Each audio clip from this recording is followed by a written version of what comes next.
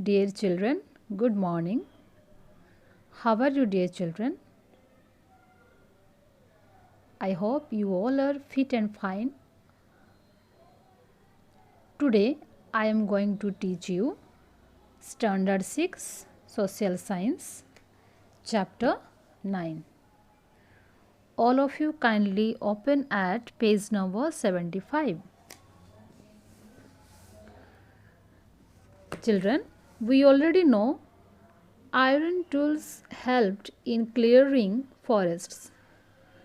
This land was then used to produce crops.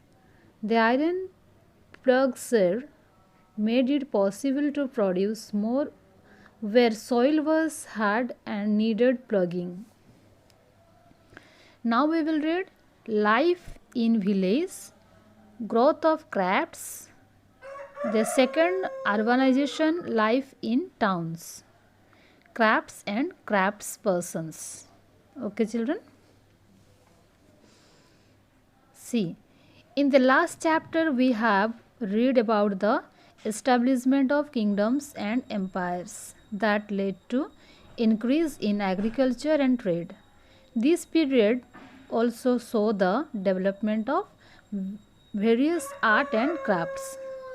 Internal and overseas trade routes opened up. The result of these developments was the growth of towns. Now we will see life in villages. The first urban civilization was the Indus Valley civilization. Most of the people lived in cities and towns. With the fall of the Indus Valley civilization, urban centers disappeared. During the early phase of the Indian history, between 600 BCE to 300 CE, there were no urban centers. It was full of villages.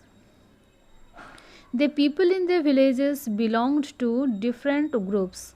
By 800 BCE, many closely spaced small villages had emerged from Gangetic plains. Agriculture was the main occupation of the land.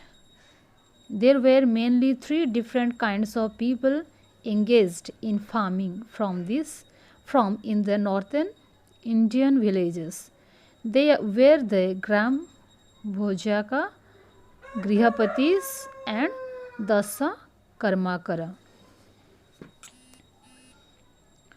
Now we will see Gram Bhojakas. In North India, Gram Bhojaka was the village head. He was also a big land owner and had slaves and laborers to work in his field.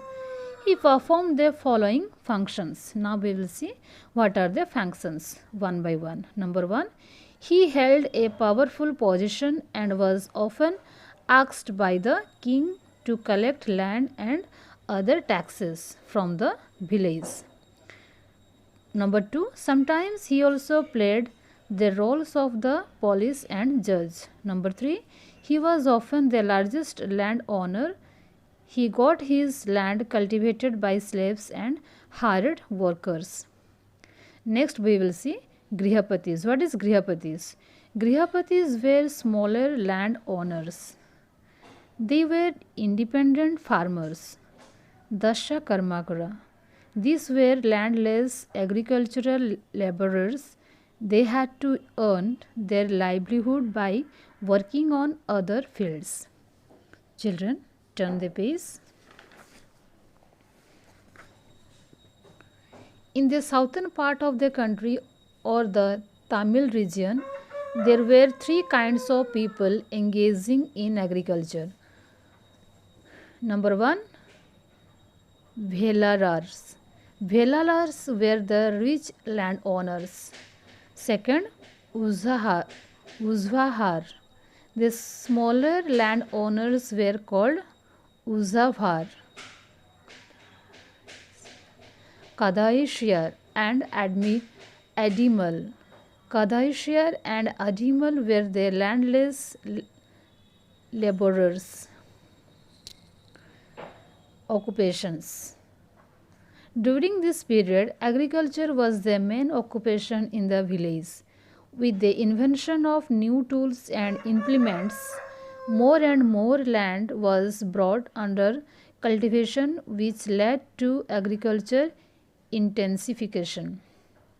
The farmers grew a variety of crops using new methods and techniques, like the use of iron began in the subcontinent around 3000 years ago.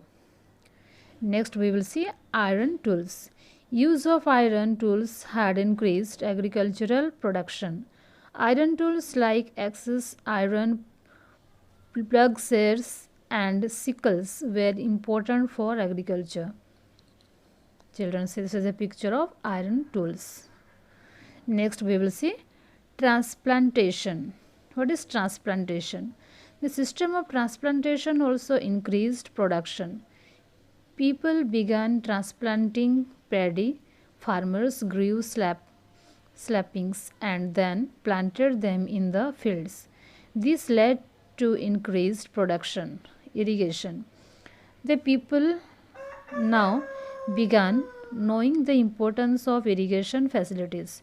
They began to build canals, wells, tanks, and artificial lakes for the purpose of irrigation.